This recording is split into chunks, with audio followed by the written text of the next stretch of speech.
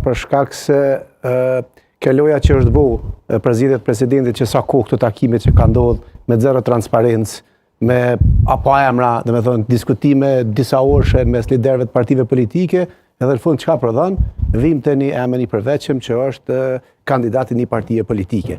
Tash nëse e ke fillu temën e diskutimit për me zgjedh presidentin me iniciativen që me zgjedh një president konsensual jashtë politik, atëherë, dhe në fund çush ke përfundu të qit një emën që është emën i përveçëm, Leu Konjufca që është kandidati i vetëvenduesis, pra politik. Tash, a ka qenë tendenca me zgjedh kandidat konsensual, pse nuk u zhvillu kjo betejë sinqert me emra të përveçëm, ku ka mujt me u diskutu në tavolina, ku ka për afrim, ku s'ka për afrim, që me jetë tutje me shku drejt të zgjedhjes së problemit, po nuk ka qenë qëllimi ky. Qëllimi ka qenë me shkaktimin gërshtëri politik dhe me shkel kushtetutën, sepse kushtetuta shumë qartë përcakton, në 186.1 thotë presidenti duhet të zgjedhet jo më vonë se 30 ditë para përfundimit të mandatit të presidentit. Pra me sonten, në orën 12, nëse nuk ka seancë, nuk ka president, thjesht shkelet kushtetuta. Prandaj është dashur me u thirr seanca, e jo mos me u thirr seanca sepse po krijojmë shkeljet kushtetues. Neni 86 paragrafi 1. Pastaj paragrafi 3 i po këtij neni e përcakton që në rast se fillohet procedura, nuk ka vota, pra dështojnë 3 randet e votimit për president, kuvendi duhet me u shpërnda, edhe vendi shkon zgjedhjet parakosh. A mund ta shpërndaj nesër Vjosa Osmani? Jo, nuk mundet me shpërnda.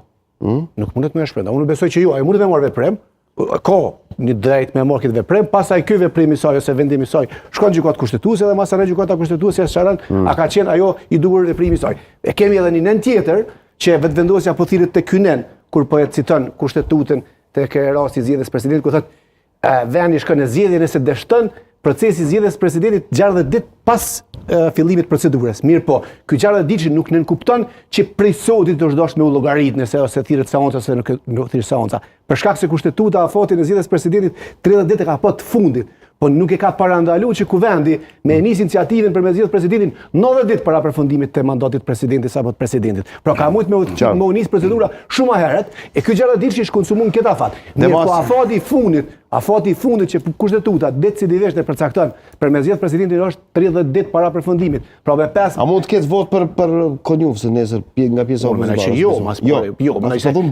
Kjo vetëvendosje s'është lojë. Unë pajtona me pak të raste kur pajtona me kabinetin e zonës Osmani për shkak se nuk është që kanë kry mandatin. Çka kohëve të fundit shumë do kundërshtar të Osmanit u bën bashkë me Osmanin. Jo, nuk jam absolutisht nuk jam pro saj. Unë thonë edhe herën e fundit kur ka qenë në studio këtu që nuk jam që me u zgjedhjen e presidentit, pse mendoj që nuk e ka kry mandatin kushtetues, që ka të përcaktuar me qëndrumi i palet, po ka luajtur rol politik, po megjithatë është e qartë që në rast se ti ke thonë Vjosa Osmanit, hajde unë t'i japi 30 nënshkrime, edhe hyn ti në garë, bën një kundërkandidat Leu Konjufcës, totalisht kjo është një lojë, pra, një lojë që me kriju një shumicë parlamentare në kuvend që është e nevojshme, votat nuk shkojnë për Vjosën, por shkojnë për Glaukun, edhe Vjosa thjesht aty më u bë numër